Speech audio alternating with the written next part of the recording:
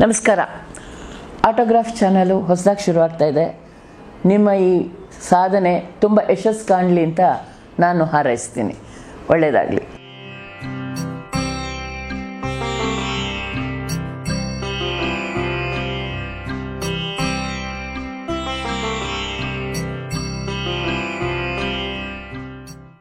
ಅಮ್ಮ, ನಿಮಗೆ ತಿಳಿದಿರೋ ಮಟ್ಟಿಗೆ ಗುಬ್ಬಿ ನಾಟಕದ ಕಂಪನಿ ಅನ್ನೋದು ಹೇಗೆ ಶುರುವಾಯಿತು?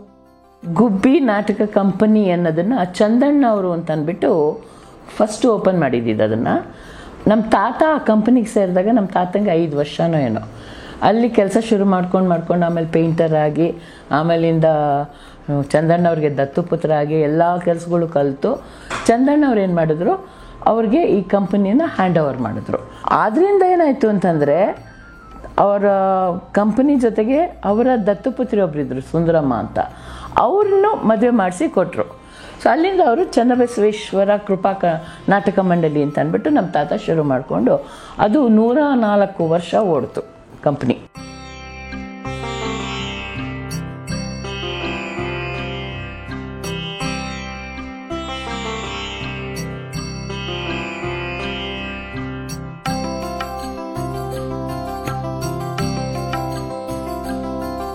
ಅಲ್ಲೇ ಅವ್ರಿಗೆ ರೈಟರ್ಸ್ ಇರ್ತಿದ್ರು, ಮತ್ತು ಆರ್ಟಿಸ್ಟ್ಗಳು ಅಲ್ಲೇ ಇರ್ತಿದ್ರು, ಕಾಸ್ಟ್ಯೂಮ್ಸ್ ಅವರೇ ರೆಡಿ ಮಾಡ್ಕೋತಾಯಿದ್ರು. ಈಗ ಒಂದು ಹೊಸ ನಾಟಕ ತೊಗೋಬೇಕು ಅಂತಂದರೆ ಅವ್ರೇನು ಮಾಡೋರು, ಆ ನಾಟಕನ ಬರ್ಸೋರು. ಮೊದಲೇ ಒಂದು ಆಲ್ರೆಡಿ ನಾಟಕ ಇರ್ತಿತ್ತು, ನಡೀತಾ ಇತ್ತು. ಇನ್ನೊಂದು ಹೊಸ ನಾಟಕ ತೊಗೋಬೇಕು ಅಂತಂದರೆ ಅವರು ಸುಮಾರು ರೈಟರ್ಸ್ ಅವ್ರ ಜೊತೆ ಇದ್ದರು. ಆ ರೈಟರ್ ಹತ್ರ ನಾಟಕಗಳು ಬರ್ಸೋರು. ಬರೆಸ್ಬಿಟ್ಟು ಅದರ ತಾಲೀಮು. ಈಗ ಹೆಂಗೆ ಅಂತಂದರೆ ಒಂದು ಹಳೆ ನಾಟಕ ಶೋ ಆಗ್ತಿತ್ತು. ರಾತ್ರಿ 10 ಗಂಟೆ ಹಂಗೇನೋ ಶುರುವಾಗ್ತಾಯಿತ್ತು. ಬೆಳಗಿನ ಜಾವ 3 ಗಂಟೆವರೆಗೂ ನಾಟಕ ನಡೀತಿತ್ತು. ಆಮೇಲೆಲ್ಲ ಊಟ ಗೀಟ ಮಾಡ್ಕೊಂಡು ಮಲ್ಕೊಂಡು ತಿರ್ಗಾ ಎಲ್ಲರೂ ಫ್ರೆಶ್ ಅಪ್ ಆಗಿ ಒಂದು 11-11:30 ಬರೋರು. 11:30 1 ಗಂಟೆವರೆಗೂ ಫ್ರೆಶ್ ನಾಟಕದ ರಿಹರ್ಸಲು. ಮಧ್ಯಾಹ್ನ ಊಟ ಮಾಡಿಕೊಂಡು 2:30-3 ಗಂಟೆಯಿಂದ 5 ಗಂಟೆವರೆಗೂ ಹಳೆ ನಾಟಕದ ರಿಹರ್ಸಲು. ಆಮೇಲೆಲ್ಲ ರೆಸ್ಟ್ ತೊಗೊಂಡು 7 ಗಂಟೆಗೆ ಮೇಕಪ್ ಶುರು ಮಾಡೋರು ಅವತ್ತಿನ ಶೋಗೆ. ಈ ಥರ ಅವ್ರದ್ದು ನಡೀತಾ ಇತ್ತಲ್ಲಿ.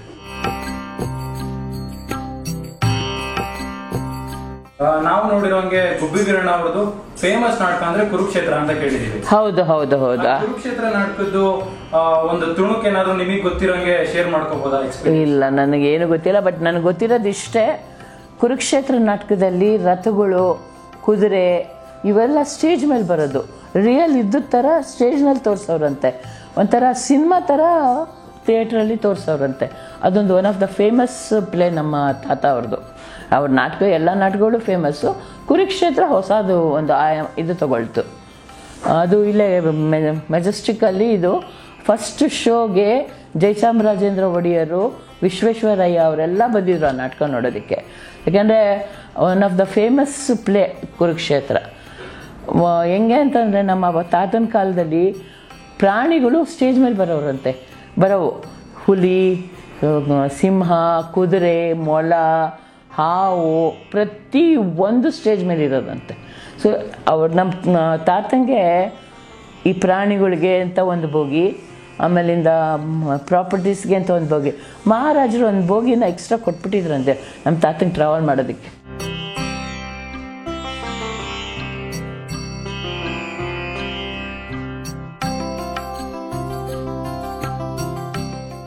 ಗುಬ್ಬಿ ವೀರಣ್ಣನವರು ಹಾಸ್ಯ ರತ್ನ ಅಂತಾನೆ ಬಿರುದು ಪಡೆದಿದ್ದಾರೆ. ಅವರಿಗಿದ್ದ ಹಾಸ್ಯ ಪ್ರಜ್ಞೆ ಎಷ್ಟು ಚುರುಕಿತ್ತು ನಿಮಗೆ ತಿಳಿದಿರೋ? ಅದಕ್ಕೊಂದು ಸಣ್ಣ ಎಕ್ಸಾಂಪಲ್ ಕೊಡ್ತೀನಿ. ಮೈಸೂರು ಮಹಾರಾಜರು ಪ್ರತಿ ದಸರಾದಲ್ಲಿ ಬೇರೆಯವ್ರಿಗೆಲ್ರಿಗೂ ಒಂದೊಂದು ಶೋ ಕೊಡೋರು. ಬಟ್ ನಮ್ಮ ತಾತಂಗೆ 2 ಶೋ ಕೊಡ್ತಿದ್ರು. ಕೊಟ್ಬಿಟ್ಟು ಸರಿ ಅದರಲ್ಲಿ ತಾತ ಆ್ಯಕ್ಟ್ ಮಾಡಲೇಬೇಕು. ಹಿಂಗೆ ಒಂದು ಸತಿ ಹಿಂಗೆ ಓಡಾಡ್ಕೊಂಡಿದ್ದಾಗ ಮಹಾರಾಜರು ಕರೆದ್ರಂತೆ, ವೀರಣ್ಣವ್ರು ಬನ್ನಿ ಇಲ್ಲಿ ಅಂತ. ವೀರಣ್ಣವರೇ ಬನ್ನಿ. ಏನು ಬುದ್ಧಿ, ನೀವು ಇದ್ರಲ್ಲಿ ಆ್ಯಕ್ಟ್ ಮಾಡ್ತಿಲ್ವಾ? ಇಲ್ಲ ಬುದ್ಧಿ, ನಮ್ಗದೆಲ್ಲ ಗೊತ್ತಿಲ್ಲ. ನೀವು ಈ ವಿಂಗಿಂದ ಆ ವಿಂಗಿಗೆ ಹೋಗಬೇಕು ಅಷ್ಟೇ, ಸಾಕು, ನಿಮ್ಗೇನು ಬೇಡ. ಸೊ ಅದಕ್ಕೆ ತಕ್ಕಂತೆ ನಾಟಕಕ್ಕೂ ಹೊಂದಾಣಿಕೆ ಆಗಬೇಕಲ್ಲ, ಅದಕ್ಕೆ ತಕ್ಕಂತೆ ಆನ್ ದಿ ಸ್ಪಾಟ್ ಸ್ಕ್ರಿಪ್ಟ್ ಬರೆಸಿ ನಮ್ಮ ತಾತ ರೆಡಿಯಾಗಿ ಈ ವಿಂಗಿಂದ ಆ ವಿಂಗ್ ಹೋಗೋರಂತೆ. ಅಷ್ಟರಲ್ಲೇ ಇಡೀ ಜನ ನಗಿಸ್ಬಿಟ್ಟು ಹೋಗೋರಂತೆ. ಅದಕ್ಕೆ ಅವ್ರಿಗೆ ಹಾಸ್ಯರತ್ನ ಅಂತ ಬಂದಿದ್ದು. ಅವ್ರ ಹಾಸ್ಯ ಪ್ರಜ್ಞೆ ಅಷ್ಟು ಚೆನ್ನಾಗಿತ್ತು ಅವ್ರದ್ದು.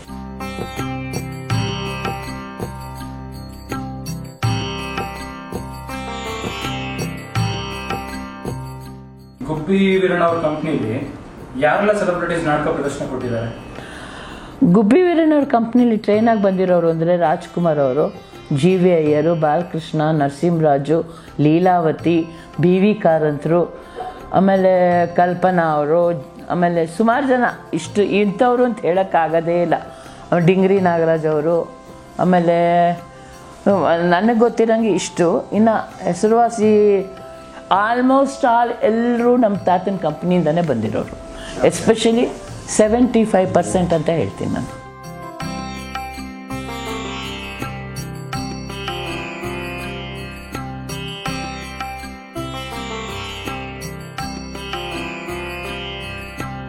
ಗುಬ್ಬಿ ವೀರಣ್ಣನವ್ರದ್ದು ಮತ್ತು ರಾಜ್ಕುಮಾರ್ ಅವರ ಒಡನಾಟ ಹೇಗಿತ್ತು? ಅಣ್ಣವರೇ ಬಾಯಿ ಬಿಟ್ಟು ಹೇಳಿರೋದು, ತಮ್ಮ ಮಗನ ಥರ ನೋಡೋರಂತೆ ರಾಜ್ಕುಮಾರ್ ಅವ್ರನ್ನ. ಹೆಂಗೆ ಅಂತಂದರೆ, ರಾಜ್ಕುಮಾರ್ ಇರಲಿ, ಅವರಪ್ಪ ಅಂತಂದರೆ ತುಂಬ ಇಷ್ಟ. ಅವರಪ್ಪ 5 ಎಲೆ ಹಾಕ್ಕೊಳ್ಳೋರಂತೆ, ಹಾಕ್ಕೊಂಡು ಹಿಂಗೆ ಗುಡ್ಡೆಗಟ್ಲ ಅನ್ನ ಹಾಕ್ಕೊಂಡು ಊಟ ಮಾಡೋರಂತೆ. ಅದಕ್ಕೆ ನಮ್ಮ ತಾತ ಅಡುಗೆಯವ್ರಿಗೆ ಹೇಳ್ಬಿಟ್ಟಿದ್ರಂತೆ, ಪುಟ್ಟಸ್ವಾಮಿ ತಿನ್ಬೇಕಾದ್ರೆ ಯಾರನ್ನೂ ಒಳಗೆ ಬಿಡಬೇಡ, ದೃಷ್ಟಿ ಆಗುತ್ತೆ ಅವನಿಗೆ ಅಂತಂದ್ಬಿಟ್ಟು. ಸೊ ಹೀಗಾಗಿ ಅವರು ಇಂಥವ್ರನ್ನೇ ಅಂತಿಲ್ಲ, ನಮ್ಮ ತಾತ ಎಲ್ಲ ಅವರ ಆರ್ಟಿಸ್ಟ್ಗಳ್ನಾಗಲಿ ಟೆಕ್ನಿಷಿಯನ್ಸ್ನಾಗಲಿ ತಮ್ಮ ಮಕ್ಕಳ ಥರನೇ ನೋಡ್ಕೊಳ್ತಿದ್ರು ಅವರು, ಪ್ರತಿ ಒಬ್ಬರೂ. ಏಕೆಂದರೆ ಅದೊಂಥರ ಸಾಮ್ರಾಜ್ಯ ನಮ್ಮ ಗುಬ್ಬಿ ವೀರಣ್ಣ. ಅಂದರೆ ಎಷ್ಟು ಜನ ಈಗ ಬಹುಶಃ ನಮ್ಮ ತಾತ ಮಾಡಿರೋ ಇದರಿಂದನೇ ನಾವು ಇವತ್ತು ನೆಮ್ಮದಿಯಾಗಿ ಸುಖವಾಗಿ ಬದುಕ್ತಾ ಇದ್ದೀವಿ.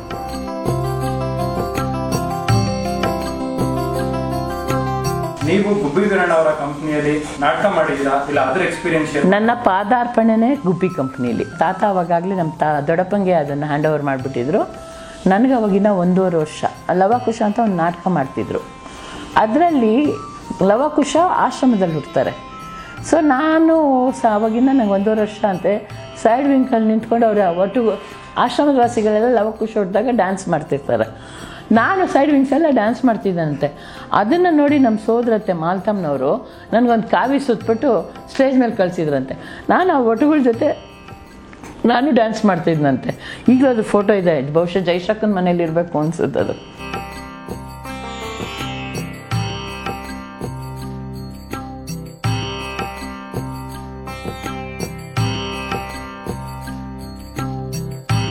ನೀವು NSD ಸ್ಟೂಡೆಂಟ್ ಅಂತ ನಮಗೆ ಗೊತ್ತು. ಸೊ ಈಗ ನ್ಯಾಷನಲ್ ಸ್ಕೂಲ್ ಆಫ್ ಡ್ರಾಮಾಗೂ ಮತ್ತೆ ಈಗ ಬೆಂಗಳೂರಲ್ಲಿ ತುಂಬಾನೇ ಆಕ್ಟಿಂಗ್ ಸ್ಕೂಲ್ಸ್ಗಳಿದೆ. ಸೊ ಇವಾಗ NSD ಅಂದ್ರೆ ಒಂದು ಪ್ರಶಂಸೆ ಇರುತ್ತೆ, ಅಲ್ಲಿಂದ ಬಂದಿದ್ದೀವಿ, ಅಲ್ಲಿಂದ ಒಂದು ಖಂಡಿತ. NSD ಹೆಸರೇ ಒಂದು ದೊಡ್ಡ, ಅಂದರೆ ನಾನು NSDಯಿಂದ ಬಂದಿದ್ದೀನಿ ಅಂದ ತಕ್ಷಣ ನನಗೆಲ್ಲರೂ ಕರೆದು ಕೆಲಸ ಕೊಡ್ತಾರೆ. ಯಾಕೆಂದರೆ ಅದೇನು ಮಾಡುತ್ತೆ ಅಂತಂದರೆ, ಒಬ್ಬ ವ್ಯಕ್ತಿನ ಫುಲ್ ಥಿಯೇಟರ್ ಪರ್ಸನ್ ಆಗಿ ನಮ್ಮನ್ನು ಟ್ರೈನ್ ಮಾಡುತ್ತೆ.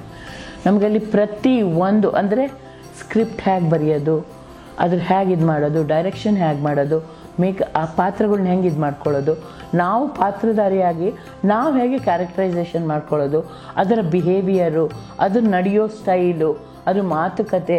ಯಾಕೆಂದರೆ ಒಂದೊಂದು ಪಾತ್ರಕ್ಕೂ ಒಂದೊಂದು ಥರದ ಬಿಹೇವಿಯರ್ ಇರುತ್ತೆ, ಒಂದೊಂದು ಮಾತುಕತೆ ಇರುತ್ತೆ. ಆಮೇಲೆ makeup, costume design, lighting, set, ಅದಲ್ಲದೆ ನಾಟಕದ ರೆಡಿ ಆದಮೇಲೆ ಪೋಸ್ಟರು, ಆಮೇಲೆ ಹೇಗೆ ಅದನ್ನು ಪಬ್ಲಿಸಿಟಿ ಮಾಡೋದು, ಪ್ರತಿ ಒಂದೂ ನಮಗೆ NSD ಹೇಳ್ಕೊಡುತ್ತೆ. ಸೊ ನಾವು ಹೆಂಗೆ ಅಂತಂದರೆ ಒಂಥರ ಪಕ್ಕ ಆಗಿ NSDಯಿಂದ ಬರ್ತೀವಿ ನಾವು. ಬರೀ ಅಲ್ಲಿ ಆ್ಯಕ್ಟಿಂಗ್ ಮಾತ್ರ ಹೇಳ್ಕೊಡಲ್ಲ, ಥಿಯೇಟ್ರಿಗೆ ಸಂಬಂಧಪಟ್ಟದ್ದು ಏನೇನಿದೆ ಪ್ರತಿ ಒಂದು ಹೇಳ್ಕೊಡುತ್ತೆ. ಓಕೆ ಅಮ್ಮ, ಇವಾಗ ನ್ಯಾಷನಲ್ ಸ್ಕೂಲ್ ಆಫ್ ಡ್ರಾಮಾಗೂ ಇವಾಗ ನಮ್ಮ ಸುತ್ತಮುತ್ತ ಇರೋ ಆಕ್ಟಿಂಗ್ ಕ್ಲಾಸ್ಗಳಾಗಿರ್ಬೋದು, ಯಾಕೆ ಆ ಲೆವೆಲ್ ಅದನ್ನ ಇವಾಗ ವ್ಯವಹಾರ ಮಾಡ್ಕೊಂಬಿಟ್ಟಿದ್ದಾರೆ, ಏನು ಮಾಡೋದು. ನಿಜಾಲು ಬೇಜಾರಾಗುತ್ತೆ. ಆ್ಯಕ್ಟಿಂಗ್ ಸ್ಕೂಲ್ ಅಂತ ಮಾಡ್ತಾ ಇದ್ದಾರೆ, ಪ್ರತಿಯೊಬ್ಬರು ಮಾಡ್ತಾ ಇದ್ದಾರೆ. ನನಗೆ ಗೊತ್ತಿರೋಂಗೆ ಮಂಗಳ ರಂಗಾಯಣ ಅವಳು ಮತ್ತು ಉಷಾ ಭಂಡಾರಿ ಇವರಿಬ್ಬರು ಆ್ಯಕ್ಟಿಂಗ್ ಕ್ಲಾಸ್ನ ತುಂಬ ಚೆನ್ನಾಗಿ ಮಾಡ್ತಾಯಿದ್ದಾರೆ. ಆ್ಯಕ್ಟಿಂಗ್ ಸ್ಕೂಲ್ ಅಂತಂದರೆ ಏನು, ನೀನು ಬರೀ ಫಿಲಮ್ಗೆ ಎಂಟ್ರಿ ಆಗೋದು ಮಾತ್ರ ಹೇಳ್ಕೊಡೋದಲ್ಲ, ಅದರಲ್ಲಿ ನೀನು ಹೇಗೆ ಅಭಿನಯಿಸ್ತೀಯ. ಅವ್ರು ಆ್ಯಕ್ಟಿಂಗ್ ಸ್ಕೂಲ್ ಅಂತ ಪಾಪ ಹುಡುಗರು ದುಡ್ಡು ಕೊಟ್ಟು ಏನು ಒಂದು 3 ತಿಂಗಳು ಕೋರ್ಸ್ಗೆ 75,000 80,000 ಕೊಟ್ಟು ಹೋಗ್ತಾರೆ, ಒಂದು ನಯಾ ಪೈಸೆ ಆ್ಯಕ್ಟಿಂಗ್ ಹೇಳ್ಕೊಟ್ಟಿರಲ್ಲ. ನೀವು ಮಾಡಿ, ನಾನು ಬೇಡನಲ್ಲ, ಜೊತೆಗೆ ಆ್ಯಕ್ಟಿಂಗ್ ಹೇಳ್ಕೊಡಿ. ಯಾಕೆ ಹೇಳ್ಕೊಡ್ತಿಲ್ಲ ಆ್ಯಕ್ಟಿಂಗ್ನ? ಯಾಕೆ ನಿಮಗೆ ಬರಲ್ವಾ? ಅಥವಾ ನಿಮಗೆ ಗೊತ್ತಿಲ್ಲ ಅಂತಂದರೆ ಬೇರೆ ಆ್ಯಕ್ಟಿಂಗ್ ಗೊತ್ತಿರೋ ಲೆಕ್ಚರರ್ಸ್ನ ಕರೆಸಿ. ಕಷ್ಟಲ್ಲ ಅವರು, ದುಡ್ಡು. ನಮ್ಮ ಹುಡುಗರು ಹಾಗೆ, ನಾನು ಅಲ್ಲಿ ಹೋಗಿ ಕಲ್ತಿದ ತಕ್ಷಣ ನಾನು ಹೀರೋ ಆಗ್ಬಿಡ್ತೀನಿ ಅಂತ ಅಂದ್ಬಿಟ್ಟು ಪಾಪ 80,000 70,000 ಖರ್ಚು ಮಾಡ್ಕೊಂಡು ಹೋಗ್ತಾರೆ. ಬಟ್ ನಿಜವಾಗ್ಲೂ ಆ್ಯಕ್ಟಿಂಗ್ ಹೇಳ್ಕೊಡ್ತಾ ಇರೋದು ನನಗೆ ಗೊತ್ತಿರೋ ಪ್ರಕಾರ ಮಂಗಳ ರಂಗಾಯಣ ಪ್ಲಸ್ ಉಷಾ ಭಂಡಾರಿ. ಯಾಕೆಂದರೆ ಅವಳಿಂದ ಬಂದು ಹುಡುಗರು ನಿಜವಾಗ್ಲೂ ಆ್ಯಕ್ಟರ್ ಆಗ್ತಾ ಇದ್ದಾರೆ. ಖುಷಿ ಆಗುತ್ತೆ ಅವ್ರನ್ನ ನೋಡಿದ್ರೆ. ಯಾಕೆಂದರೆ ನೀನು ಆ್ಯಕ್ಟಿಂಗ್ ಕ್ಲಾಸ್ ಮಾಡು, ನಾನು ಬೇಡ ಅನ್ನಲ್ಲ. ಯಾಕೆಂತಂದರೆ ಹೊಟ್ಟೆಪಾಡಿಗೆ ಜೊತೆಗೆ ನಿಮ್ಮ ಮಕ್ಕಳಿಗೆ ಮುಂದೆ ಮತ್ತು ಇನ್ನೊಂದು ನಾನು ಹೇಳೋದೆಲ್ಲ ಪ್ರತಿಯೊಬ್ಬರಿಗೂ, ಯಾರು ಈ ಆ್ಯಕ್ಟಿಂಗ್ ಕ್ಲಾಸ್ಗೆ ಹೋಗ್ತೀವಿ ಅಂತಂದರೆ ಯಾರು ನಿಮ್ಮನ್ನು ಮುಂದುವರ್ಸಲ್ಲಪ್ಪ, ಖಂಡಿತ ಮುಂದುವರ್ಸಲ್ಲ. ನೀವೇ ಪ್ರಯತ್ನ ಪಡಬೇಕು. ನಿಮ್ಮನ್ನು ನಾವು ಅವ್ರಿಗೆ ತೋರಿಸ್ತೀವಿ, ಇವ್ರಿಗೆ ತೋರಿಸ್ತೀವಿ, ನಿಮ್ಮನ್ನು ಅಲ್ಲಿಗೆ ಸೇರಿಸ್ತೀವಿ, ನಿಮ್ಮನ್ನ ಈ ಡೈರೆಕ್ಟ್ರಿಗೆ ಸೇರಿಸ್ತೀನಿ, ನಿಮ್ಮನ್ನು ಈ ಪಿಕ್ಚರ್ಗೆ ಸೇರಿಸ್ತೀನಿ ಅಂತ ಹೇಳ್ತಾರೆ. ಅವೆಲ್ಲ ಸುಳ್ಳು. ಬಹುಶಃ ಇದು ಯಾರ್ಯಾರು ಆ್ಯಕ್ಟಿಂಗ್ ಕ್ಲಾಸ್ ನಡೆಸ್ತಿದ್ದಾರಲ್ಲ ಅವ್ರಿಗೆಲ್ರಿಗೂ ಬೇಜಾರಾಗ್ಬೋದು, ಬಟ್ ಇದು ಸತ್ಯ. ನಾನು ಹೇಳ್ತಾ ಇದ್ದೀನಿ. ಯಾರು ಓಕೆ ನೀನು ಓನ್ ಪ್ರೊಡಕ್ಷನ್ ಮಾಡ್ತೀಯಾ? ಇಲ್ಲ. ಓನ್ ಪ್ರೊಡಕ್ಷನ್ ಮಾಡಿದ್ರೆ ಅವರು ಕೊಡ್ತೀಯಾ? ಇಲ್ಲ. ನೀನು ಫೇಮಸ್ ಸ್ಟಾರ್ಗಳನ್ನೇ ನೋಡ್ತೀಯ, ಹೌದು ತಾನೆ? ಸೊ ನಿನ್ನ ಜೊತೆ ನಿನ್ನ ಸ್ಟೂಡೆಂಟ್ಸ್ಗಳು ಬಂದವ್ರಿಗೆ ಏನು ಮಾಡ್ತೀಯ ನೀನು? ಆ ಭರವಸೆ ನೀವು ದಯವಿಟ್ಟು ಸುಳ್ಳು ಭರವಸೆ ನೀವು ಕೊಡಬೇಡಿ. ಕರೀರಿ, ಬರ್ರಿ, ಪ್ರಮೋಟ್ ಮಾಡ್ತೀವಿ ಏನಿ, ಬಟ್ ನಾನು ನಿಮಗೆ ಕೊಡಿಸ್ತೀನಿ ಈ ಥರ ಮಾತ್ರ ಯಾರಿಗೂ ಹೇಳಬೇಡಿ. ಹುಡುಗರು ನೀವು ಅಷ್ಟು ಯಾರು ಹೋಗ್ತಿರಲ್ಲ, ದಯವಿಟ್ಟು ಯೋಚನೆ ಮಾಡಿ ಹೋಗಿ. ಯಾಕೆಂದರೆ ಯಾರ್ಯಾರು ಹಣೆ ಬರದಲ್ಲಿ ಏನೇನು ಬರೆದಿರುತ್ತೋ ಯಾರಿಗೆ ಗೊತ್ತು. ಅದರಿಂದ ದಯವಿಟ್ಟು ಯೋಚನೆ ಮಾಡಿ ಹೋಗಿ. ಯಾಕೆಂದರೆ ನನಗೆ ಸುಮಾರು ಜನ ಬಂದು ಕೇಳ್ತಾರೆ, ಅಮ್ಮ ಅವರು ಸೀರಿಯಲ್ ಕರೀತಾ ಇದ್ದಾರಮ್ಮ, ನಾನು ಹೋಗ್ಲಾ, ಬಟ್ 12,000 ದುಡ್ಡು ಕೇಳ್ತಾ ಇದ್ದಾರೆ. ಸೀರಿಯಲ್ ಕರೀರಿ, ನೀವ್ಯಾಕೆ ದುಡ್ಡು ಕೊಡಬೇಕು? ನೀವು ಆ್ಯಕ್ಟ್ ಮಾಡಿದ್ದಕ್ಕೆ ಅವ್ರು ದುಡ್ಡು ಕೊಡಬೇಕು. ಯಾರಿಗೂ ದುಡ್ಡು ಕೊಡೋಕ್ಕೆ ಹೋಗಬೇಡಿ, ದಯವಿಟ್ಟು ಈ ತಪ್ಪು ಮಾಡಬೇಡಿ ಅಂತ ನಾನು ಹೇಳ್ತೀನಿ. ಯಾಕೆಂದರೆ ಸುಮಾರು ಜನ ಆ ಥರ ಅಮಾಯಕರಿಗೆ ದುಡ್ಡು ತೊಗೊಂಡು ಆ್ಯಕ್ಟಿಂಗ್ ಕೊಡಿಸ್ತೀನಿ ಅಂದ್ಬಿಟ್ಟು ಇದು ಮಾಡ್ತಾ ಇದ್ದಾರೆ. ದಯವಿಟ್ಟು ಆ ತಪ್ಪು ಹಾದಿನ ಹಿಡಿಬೇಡಿ ನೀವು. ಶಂಕರ್ ನಾಗ್ ಅವ್ರ ಬಗ್ಗೆ ನಿಮ್ಮ ಒಡನಾಟ ಹೇಗಿತ್ತು? ಆಮೇಲೆ ಕೆಲವೊಂದು ಸಂದರ್ಶನಗಳಲ್ಲಿ ನಾನು ನೋಡಿದ್ದೀನಿ, ಶಂಕರ್ ನಾಗ್ ಅವ್ರ ಬಗ್ಗೆ ಜಾಸ್ತಿ ಮಾತಾಡ್ತೀರಾ ನೀವು, ಕೆಲವೊಂದ್ಸಲ ಭಾವುಕರು ಆಗ್ತೀರಾ, ಅವ್ರ ಬಗ್ಗೆ ಹೇಳೋದು. ನಾನಿವಾಗ ಏನು ಇಷ್ಟು ಕೆಲಸ ಮಾಡ್ತಾ ಇದ್ದೀನಿ ಅಂತಂದರೆ ಅದು ಶಂಕರ್ ನಾಗಿದ್ದಾನೆ. ಯಾಕೆ ಅಂತಂದರೆ ಆ ವ್ಯಕ್ತಿ ಅಮೇಝಿಂಗ್. ಇವತ್ತಿದ್ದಿದ್ರೆ ನಮ್ಮ ಕನ್ನಡ ಇಂಡಸ್ಟ್ರಿ ಏನೋ ಆಗಿರ್ತಿತ್ತು. ಬಟ್ ಅವ್ರ ಕೈ ಕೆಳಗೆ ಕೆಲಸ ಮಾಡೋರು ಎಷ್ಟೋ ಜನ ಉದ್ಧಾರ ಆಗಿರೋರು, ತುಂಬ ಒಳ್ಳೊಳ್ಳೆ ಕೆಲಸಗಳು ಮಾಡಿಕೊಂಡು ಒಳ್ಳೊಳ್ಳೆ ಹೆಸರುಗಳು ಮಾಡಿಕೊಂಡು ಅವ್ರು ಯಾರು ಫಾಲೋವರ್ಸ್ ಇದ್ದಾರಲ್ಲ ಅವರೆಲ್ಲರೂ ಇವಾಗ ಒಳ್ಳೆ ಕೆಲಸಗಳೇ ಮಾಡ್ತಾಯಿದ್ದಾರೆ. ಇನ್ನು ಎಷ್ಟೋ ಜನ ಉದ್ಧಾರ ಆಗಿರೋರು ಅವರ ಕೈ ಕೆಳಗೆ ಕೆಲಸ ಮಾಡಿದವರು.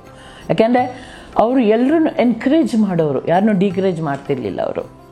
ನಾನಿವಾಗ ಪ್ರೊಡಕ್ಷನ್ ಕಂಟ್ರೋಲ್ ಮಾಡೋದಾಗಲಿ, ಕಾಸ್ಟ್ಯೂಮ್ ಡಿಸೈನ್ ಮಾಡೋದಾಗಲಿ, ಸೆಟ್ ಮಾಡೋದಾಗಲಿ, ನಾಟಕ ಡೈರೆಕ್ಟ್ ಮಾಡೋದು, ನನಗೆ ಶಂಕರ್ನಾಗೆ ಇನ್ಸ್ಪಿರೇಷನ್.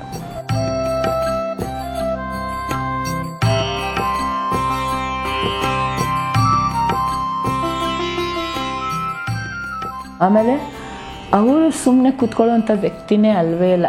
ಅವರು ಕೊಡ್ತಿರ್ಲಿಲ್ಲ, ಬೇರೆಯವ್ರನ್ನ ಕೊಡಿಸ್ತಿರ್ಲಿಲ್ಲ, ಹಂಗನ್ಬಿಟ್ಟು ಫೋರ್ಸ್ ಮಾಡ್ತಿರ್ಲಿಲ್ಲ ಯಾರಿಗೂ. ಅವ್ರು ಕೆಲಸ ಮಾಡೋಂಗೆ ಮಾಡ್ತಿದ್ರು ಅವರು. ಅವ್ರಿಗೆ ಎಲ್ಲರೂ ಬೇಕಾಗ್ತಿತ್ತು, ಎಲ್ಲರೂ ಒಂದೇ ಸಮ ನೋಡ್ತಾ ಇದ್ರು ಅವರು. ಅವನೊಂದು ಪಾತ್ರೆ ತೊಳೆಯೋನಿರ್ಬೋದು, ಪ್ರೊಡ್ಯೂಸರ್ ಇರ್ಬೋದು, ಅವ್ರ ದೃಷ್ಟಿಲೆಲ್ಲೋ ಒಬ್ಬರೇ, ಎಲ್ಲರೂ ಕೆಲಸಗಾರರು. ಆಮೇಲೆ ಅವ್ರಿಗೆ ಯಾರಿನ ಬಾಯಿಂದನೂ ಆಗಲ್ಲ ಅನ್ನೋದು ಕೇಳೋಕ್ಕೆ ರೆಡಿನೇ ಇರಲಿಲ್ಲ ಅವರು. ಅಷ್ಟು ಮಟ್ಟಿಗೆ ಅವ್ರು ಇದು ಮಾಡ್ತಿದ್ರು ಅವರು. ಅಷ್ಟೊಂದು ಇದು ಇವಾಗ ನಾನು ಏನೇ ಕೆಲಸ ಮಾಡ್ತೀನಲ್ಲ ಅದಕ್ಕೆ ಕಾರಣ ಶಂಕರ್ ನಾಗ್, ಅವರೇ ಇನ್ಸ್ಪಿರೇಷನ್. ಶಂಕರ್ ನಾಗ್ ಅವ್ರ ಜೊತೆ ಅಮ್ಮ ಯಾವ್ಯಾವ ಸಿನಿಮಾಗಳು ಮಾಡಿದ್ದೀರಾ? ಸಿನಿಮಾ ನಾನು ಬರೀ ಹುಲಿಯಬಲ್ಲಿ, ಬಟ್ ಶಂಕರ್ ನಾಗ್ ಜೊತೆ ಎಲ್ಲ ಅವ್ರ ಪಿಕ್ಚರಲ್ಲಿ ಆ್ಯಕ್ಟ್ ಮಾಡಿದ್ದೀನಿ ಜಾಸ್ತಿ. ಮಾಲ್ಗುಡಿ ಡೇಸಲ್ಲಿ ನಾನು ಕಾಸ್ಟ್ಯೂಮ್ ಡಿಸೈನ್ ಮಾಡಿದ್ದಿದ್ದು. 86 to 89 ನಾವು ಮಾಡಿದ್ದಿದ್ದು ಮಾಲ್ಗುಡಿ ಡೇಸ್. 39 ಎಪಿಸೋಡ್ಸ್ ಮಾಡಿದ್ವಿ. ಸೊ ಆ ಒಂದು 86 to 89 ಪ್ರಯಾಣ ಇದೆಯಲ್ಲ, ಅದ್ಭುತವಾದ ಪ್ರಯಾಣ ನಮ್ಮದು. He is amazing. ಈ ಥರ ನಾನು ಬರೀ ಕಾಸ್ಟ್ಯೂಮ್ ಡಿಸೈನರ್ ಅಂತ ಆಗಿದ್ದೆ ನಾನು, ಬಟ್ ಕಾಸ್ಟ್ಯೂಮ್ ಡಿಸೈನರ್ ಅಲ್ಲ, ನಾನು ಒಬ್ಬಳೇ ಅಲ್ಲ, ಅಲ್ಲಿದ್ದಿದ್ದು ಪ್ರತಿ ಒಬ್ಬರೂ ಎಲ್ಲ ಕೆಲಸನೂ ಮಾಡೋರು. ಇವನು ಈ ಡಿಪಾರ್ಟ್ಮೆಂಟ್, ಅವನು ಆ ಡಿಪಾರ್ಟ್ಮೆಂಟ್, ಎಲ್ಲರೂ ಎಲ್ಲ ಕೆಲಸನೂ ಮಾಡ್ತಿದ್ವಿ ನಾವು. ಹೇಗೆ ಆಕ್ಟಿಂಗ್ ಇಂದ ಕಾಸ್ಟ್ಯೂಮ್ ಆಗಿ ಸಡನ್ ಆಗಿ ಬಂದಾಗಿದ್ದ ಕಾರಣ? ಇಲ್ಲ, ನನಗೆ NSD ಹೇಳಿದ್ನಲ್ಲ, ಪ್ರತಿಯೊಂದು ಹೇಳ್ಕೊಡ್ತಾರೆ. ಪ್ರತಿ ಒಂದು ನನಗಿಂಥದ್ದು ಅಂತ ಹೇಳ್ಕೊಡಲ್ಲ.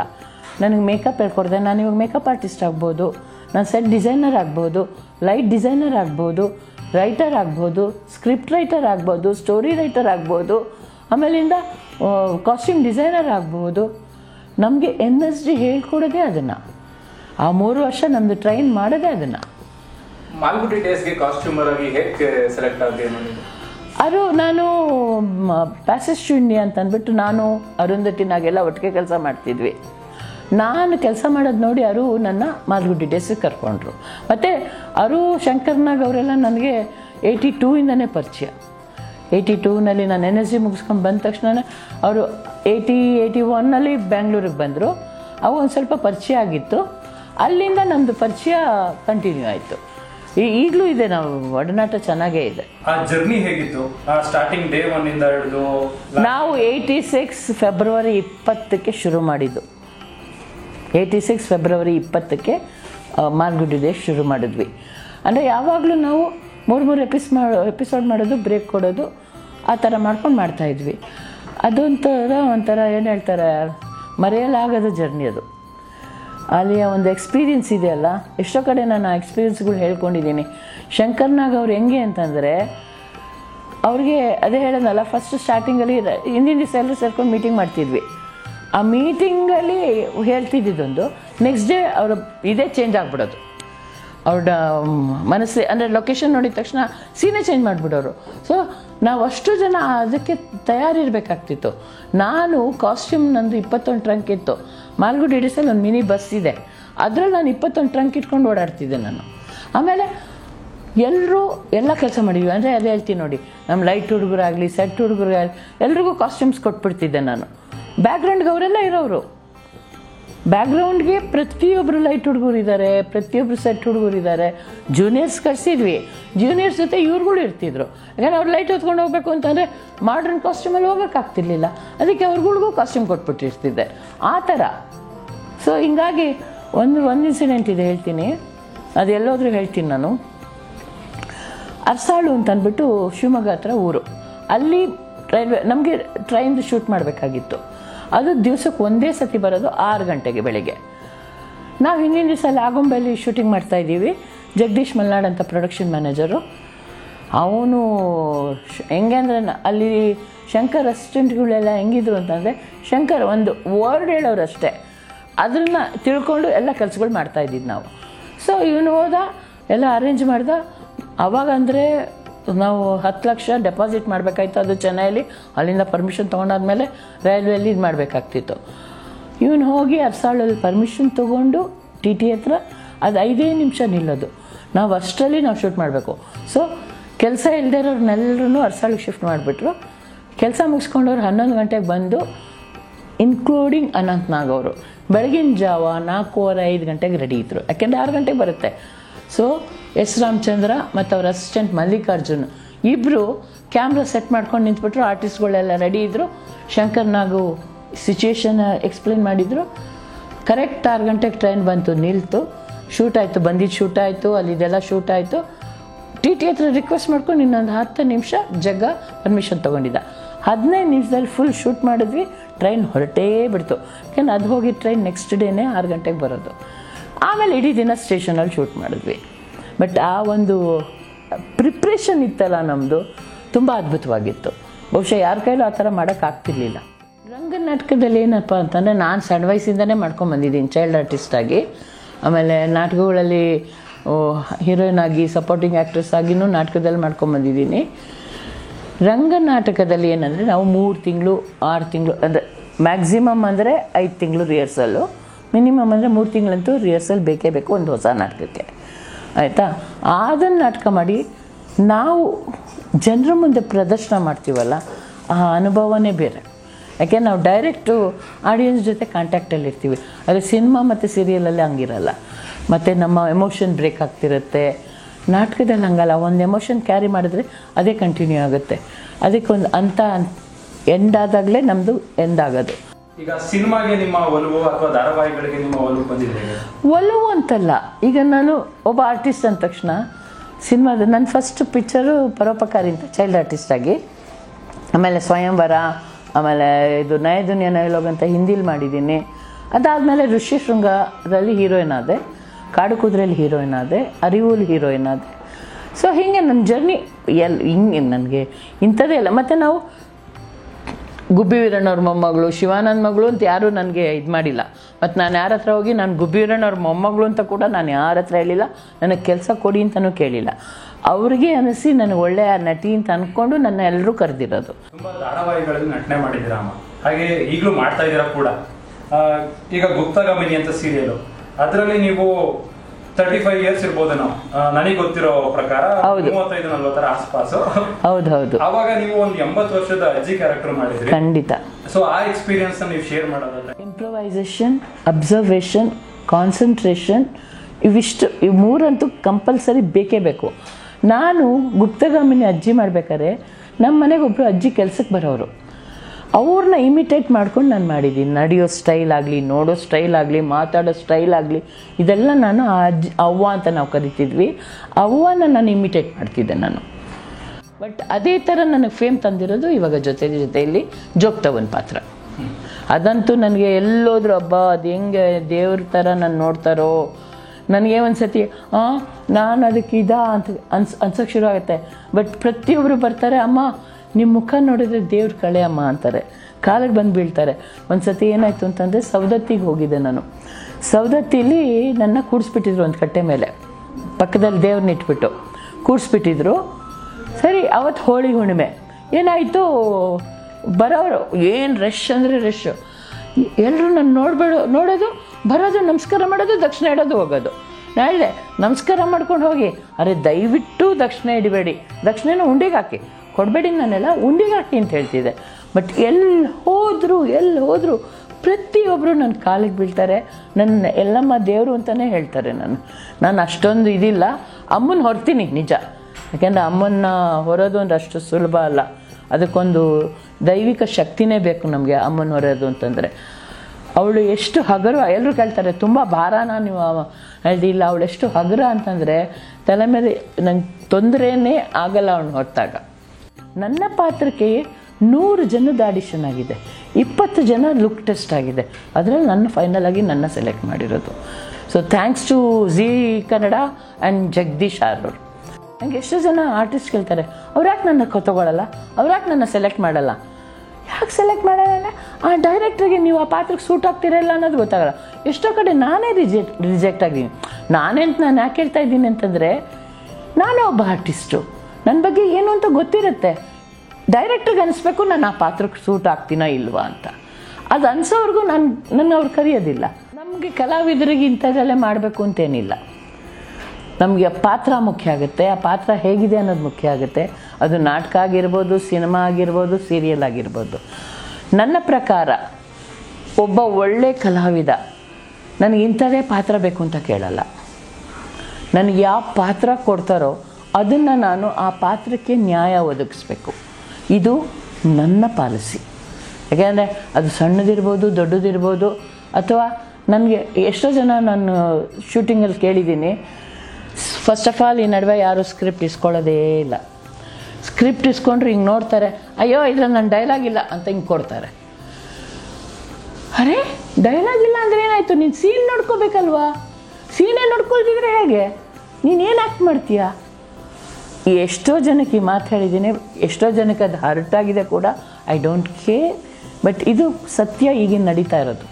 ಯಾರು ಸ್ಕ್ರಿಪ್ಟ್ ಓದೋದಿಲ್ಲ, ಕತೆ ಏನು ಅಂತ ತಿಳ್ಕೊಳ್ಳಲ್ಲ, ಪಾತ್ರ ಏನು ಅಂತ ತಿಳ್ಕೊಳ್ಳಲ್ಲ.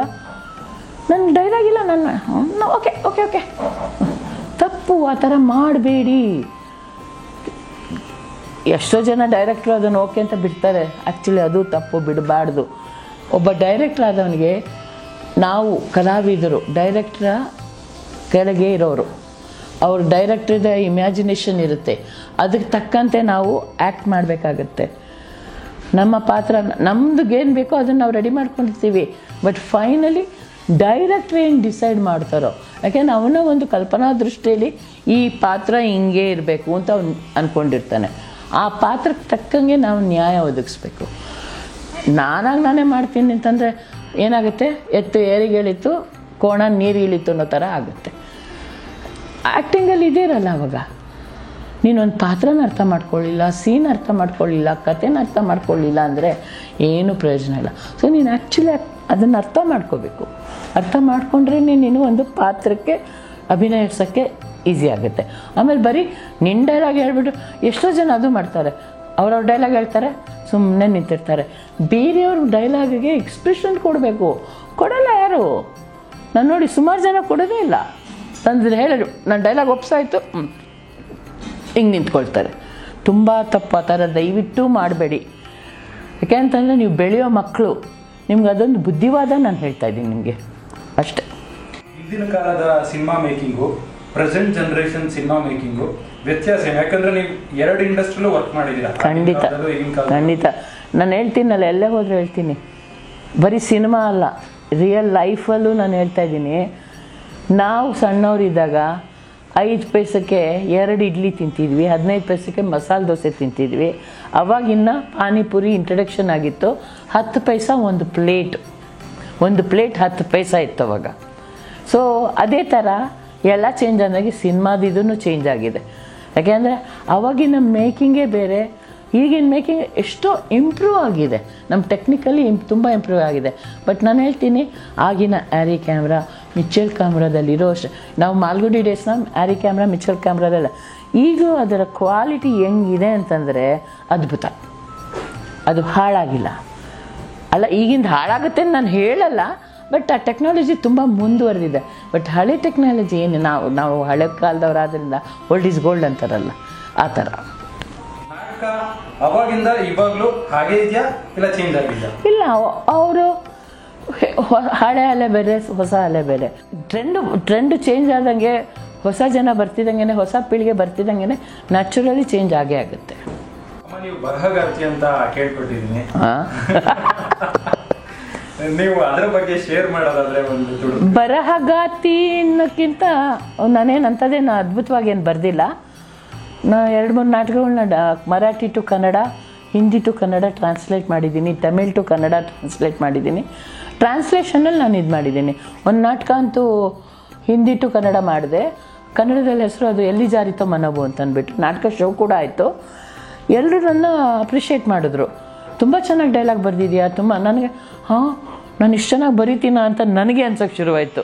ಯಾಕೆಂದರೆ ನಾನು ಟ್ರಾನ್ಸ್ಲೇಷನ್ ಮಾಡ್ತೀನಿ, ಬಟ್ ನಾನೆಲ್ಲೂ ಅದು ಅಲ್ಲಿರೋದನ್ನೇ ನಾನು ಇದಾಗಿ ಅನುವಾದ ಮಾಡಲ್ಲ. ನನ್ನ ಇದಕ್ಕೆ ಅಳವಡಿಸ್ಕೊಂಡು ನಾನು ಡೈಲಾಗ್ನ ಬರಿತೀನಿ. ಸೊ ಹಿಂಗಾಗಿ ಅವ್ರು ಹೇಳಿದಾಗ ಒಂಥರ ಖುಷಿನೂ ಆಯಿತು. ಬಟ್ ನಾನು ಬರವಣಿಗೆನ ಮುಂದುವರಿಸಲಿಲ್ಲ ಅಷ್ಟೇ.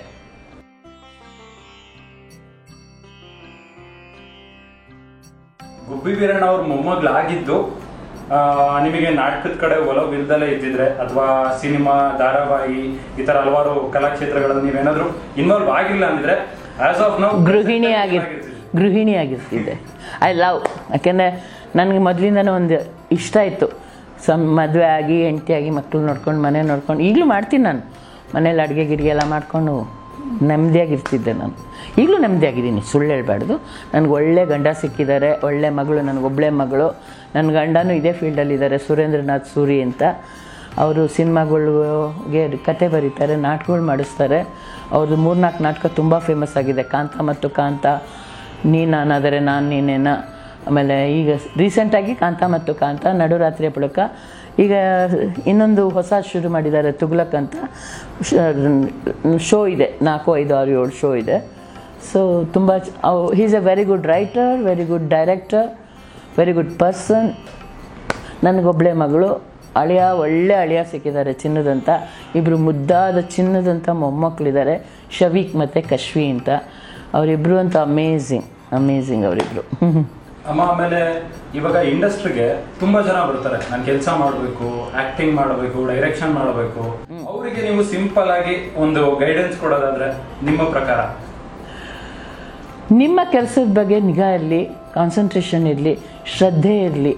ಯಾವತ್ತೂ ನೀವು ಇದು ಮಾಡ್ಕೋಬೇಡಿ, ಅಯ್ಯೋ ಏನು ಈ ಕೆಲಸನಾ, ಆ ಕೆಲಸನ ಅಂತ ಯಾವತ್ತೂ ಅಂದ್ಕೋಬೇಡಿ. ಏನು ಕೆಲಸ ಕೊಟ್ಟಿರ್ತಾರೋ ಅದನ್ನು ನಿಯತ್ತಾಗಿ ಮಾಡಿ, ಅಷ್ಟೇ ನಾನು ಹೇಳೋದು. ಡಾಕ್ಟರ್ ರಾಜ್ಕುಮಾರ್ ಸರ್ ಅದ್ಭುತವಾದ ವ್ಯಕ್ತಿ. ಶಂಕರ್ ನಾಗ್ ಸರ್, ಅವ್ರ ಬಗ್ಗೆ ಏನು ಹೇಳೋದು. ಹಿ ಈಸ್ ಡೈನಮಿಕ್, ಎನರ್ಜೆಟಿಕ್, ಮತ್ತು ಪ್ರತಿಯೊಬ್ಬರಿಗೂ ಅವರು ಎನರ್ಜಿ ಕೊಡೋರು, ಇನ್ಸ್ಪಿರೇಷನ್ ಅವರು. Vishnu sir, Vishnuvardhan is nice person. ನಮ್ಮ ರೆಬಲ್ ಸ್ಟಾರ್ ಅಂಬರೀಶ್ ಸರ್, ದಿಲ್ದಾರ್, ಇದ್ದಂಗೆ ಹೇಳುವಂಥ ವ್ಯಕ್ತಿ. ಅವ್ರು ಹೆಂಗೆ ಅಂತಂದರೆ, ಏಯ್ ಏನೋ ನೀನು, ಇದೇ ಥರ ಮಾತಾಡೋರು. ಮತ್ತು ದಾನಿ, ತುಂಬ ದಾನಿ. ಯಾರನ್ನ ಕಷ್ಟದಲ್ಲಿದ್ದಾರೆ ಅಂತಂದರೆ ಇದು ಮಾಡೋರು. ಶಿವಣ್ಣ ಅವರು, ಆಕ್ಚುಲಿ ನೀವು ಶಿವಣ್ಣ ಅವ್ರ ಜೊತೆ ತುಂಬಾ ಸಿನಿಮಾಗಳಲ್ಲಿ ಅಭಿನಯಿಸಿದ್ದೀರಾ. ನಾನು ಮಾಡಿರೋದೇ ಶಿವರಾಜ್ ಕುಮಾರ್ ಜೊತೆ, ಅದೇ ರಾಗ ಅದೇ ಹಾಡು, ಮಿಡಿದ ಶ್ರುತಿ, ಇಚ್ಚಿರ ಬಾಂಧವ್ಯ, ಈ ಥರ. ಶಿವರಾಜ್ ಕುಮಾರು ರಾಘಣ್ಣನ ಜೊತೆನೇ ನಾನು ಆ್ಯಕ್ಟ್ ಮಾಡಿರೋದು, ಅವ್ರ ಬ್ಯಾನರಲ್ಲೇ ನಾನು ಆ್ಯಕ್ಟ್ ಮಾಡಿರೋದು. ಶಿವಣ್ಣ ರಾಗ 3 ಜನ ಮಕ್ಕಳು ಡೌನ್ ಟು ಅರ್ತ್. ಯಾಕೆಂದರೆ ಅಂದರೆ ಅವ್ರಿಗೊಂದು ಚೂರು ನಾನು ರಾಜ್ಕುಮಾರ್ ಮಕ್ಕಳು ಅಂತ ಒಂದು ಚೂರು ಭಾವನೆ ಇಲ್ಲ. ಎಲ್ಲರೂ ತುಂಬ ಚೆನ್ನಾಗಿ ಪ್ರೀತಿ ವಿಶ್ವಾಸದಿಂದ ಮಾತಾಡಿಸ್ತಾರೆ. ನಮ್ಮ ನವರಸ ನಾಯಕ ಜಗ್ಗೇಶ್ ಸರ್. ಜಗ್ಗೇಶ್ ಕಾಮಿಡಿ ನಂಗೆ ನಿಜವಾಗ್ಲೂ ಖುಷಿ ಕೊಡುತ್ತೆ. ಯಾಕೆಂದರೆ ಅವರು ಮೊದಲು ಯಾವುದು ಬಣ್ಣ ನನ್ನ ಮಗ, ತರ್ಲೆ ನನ್ನ ಮಗದಲ್ಲಿ ಮಾಡೋದಾದ ಆ್ಯಕ್ಟಿಂಗ್ ನಾನು ಈಸ್ ರಿಯಲಿ ಬಾಲಣ್ಣ, ನರಸಿಂಹರಾಜಣ್ಣ ಅವ್ರು ಆದಮೇಲೆ ನಂಗೆ ಜಗ್ಗೇಶ್ ಇಷ್ಟ ಆಗಿದ್ದು. ನಮ್ಮ ಪುನೀತ್ ರಾಜ್ಕುಮಾರ್ ಅವರು ಕೇಳ್ಪಟ್ಟಿರೋದು ತುಂಬ ಒಳ್ಳೆ ಹುಡುಗ ಅಂತಂದ್ಬಿಟ್ಟು ನಾನು ಅವ್ರನ್ನ ಭೇಟಿಯಾಗಿಲ್ಲ, ಅವ್ರ ಜೊತೆ ವರ್ಕು ಮಾಡಿಲ್ಲ. Darshan sir. I love him. Love ಅನ್ನೋಕ್ಕಿಂತ I like him. Is a good person. ನಮ್ಮ ಕಿಚ್ಚ ಸುದೀಪ್ ಸರ್. ಸುದೀಪ್ ಅಷ್ಟೇ, ಸೇಮ್ ಅಂಬರೀಷ್ ಥರ ಸ್ಟ್ರೇಟ್ ಫಾರ್ವರ್ಡು. ನಮ್ಮ ಯಶ್ ಅವರು. ಯಶ್ ಸ್ವೀಟ್ ಹಾರ್ಟ್ ನನಗೆ. ತುಂಬ ಒಳ್ಳೆ ಹುಡುಗ, ತುಂಬ ಒಳ್ಳೆ ಹುಡುಗ. ಆಟೋಗ್ರಾಫ್ ಯೂಟ್ಯೂಬ್ ಚಾನಲ್ನ ನೋಡಿ, ಇಷ್ಟಪಡಿ, ಸಬ್ಸ್ಕ್ರೈಬ್ ಮಾಡಿ, ಬೆಲ್ ಬಟನ್ ಒತ್ತಿ.